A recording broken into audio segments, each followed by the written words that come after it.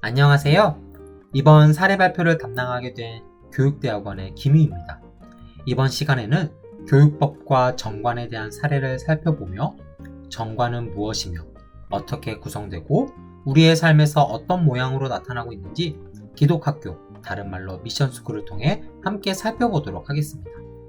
우리나라 사립학교법 제1장 총칙, 이 법은 사립학교의 특수성에 비추어 그 자주성을 확보하고 공공성을 양양함으로써 사립학교의 건전한 발달을 도모함을 목적으로 한다고 제시해줍니다.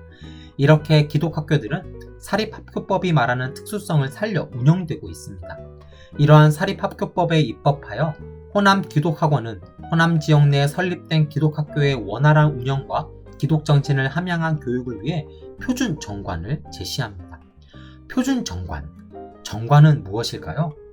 정할 정, 항목관인 정관은 사전적인 의미로 법인의 조직 및 활동을 정한 근본 규칙입니다.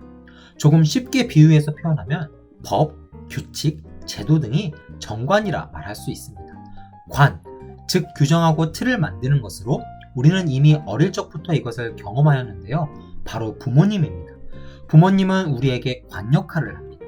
어릴 적 우리의 말과 생각, 행동은 부모님 안에서 제한되는 경험을 하게 됩니다. 하지만 제한되는 이 관은 어릴 적 우리를 보호하는 역할 또한 지니고 있습니다. 부모님은 어린 우리를 제한하는 틀이 되어주심과 동시에 우리를 보호해주는 역할을 하는 것입니다. 바로 이런 유형이 정관입니다. 있으면 제한되지만 안정적이고 없으면 무엇인가 불안한 것, 그것이 바로 정관의 특성입니다. 정관은 이렇게 한 특정 기관의 틀이자 조직과 구성원들을 보호하는 역할을 합니다. 이러한 정관을 호남 기독학교 표준 정관을 통해 살펴보며 그 정관에 따른 하부 조직된 학교는 어떤 모형으로 실제 현장에서 비춰지고 있는지 함께 살펴보도록 하겠습니다. 많은 내용들이 있지만 시간 관계상 교육 경영, 학교 운영, 교직원 이렇게 세 가지의 사항만 다루며 이에 연결되는 사례들을 소개하도록 하겠습니다. 호남 기독학교 정관은 다음과 같이 큰 10개의 구성 항목으로 이루어져 있는데요. 이러한 표준 정관 내용을 하부 조직들은 어떤 실제적인 교육으로 적용하고 나타내고 있는지 계속해서 함께 살펴보도록 하겠습니다. 첫 번째 사례입니다. 호남 기독학교 표준 정관 제1장 총칙 제3조에 의거하여 9개의 하부 조직된 설립학교들이 소개되고 있는데요. 학교장 경영관 또는 학교 교훈에 맞춰 각 기독학교는 교육 목표를 세우고 이에 맞는 행정 조직과 교육 프로그램들을 지금 이 순간에도 제공하고 있다는 것 자체가 하나의 사례가 될 수 있습니다.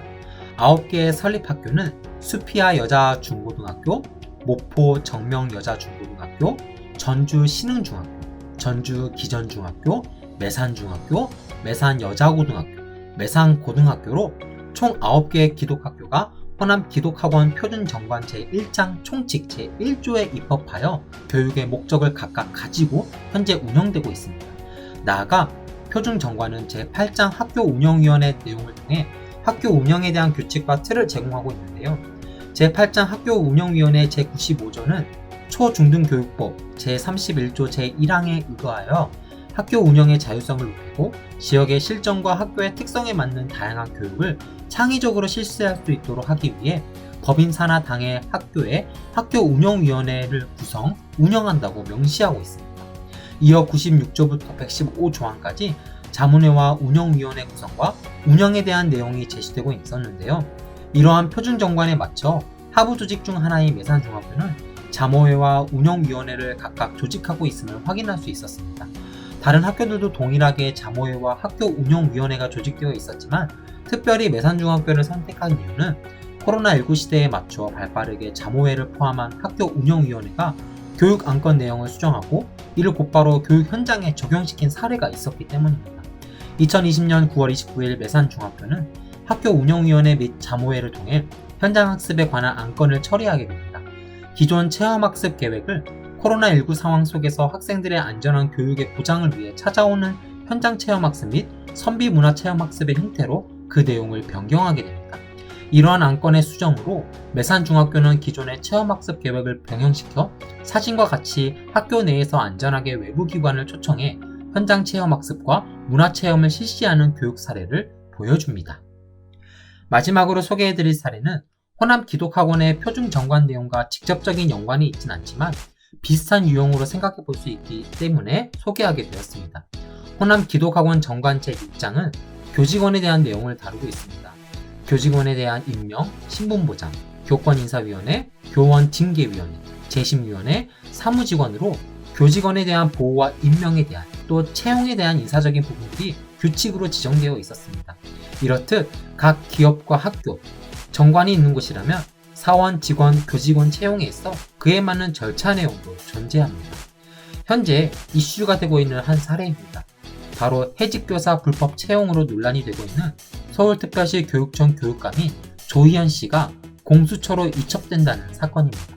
조희연 교육감은 해직된 5명의 교사를 정관의 내용 절차에 따르지 않고 불법으로 다시 채용해 현재 논란이 되고 있습니다. 한국교육부 직원 채용 업무 처리 지침 정관 제1장 총칙 제4조를 보면 다음과 같습니다. 직원의 채용은 블라인드 채용 원칙에 따라 객관적이고 합리적인 기준에 의해 공정하고 투명한 절차로 진행되어야 한다.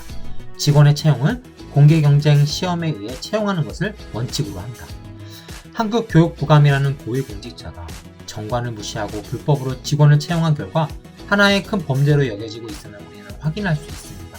또한 이러한 고위공직자의 권력으로 부당한 차별이 더 이상 일어나지 않도록 정관은 분명하게 악을 바로잡고 혼란을 바로잡는 역할을 하고 있음을 사례를 통해 발견하게 됩니다.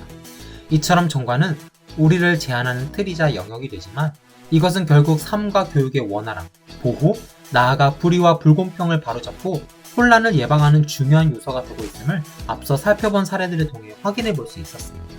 이상 교육법과 정관에 대한 사례 발표였습니다. 끝까지 시청해 주셔서 감사드립니다.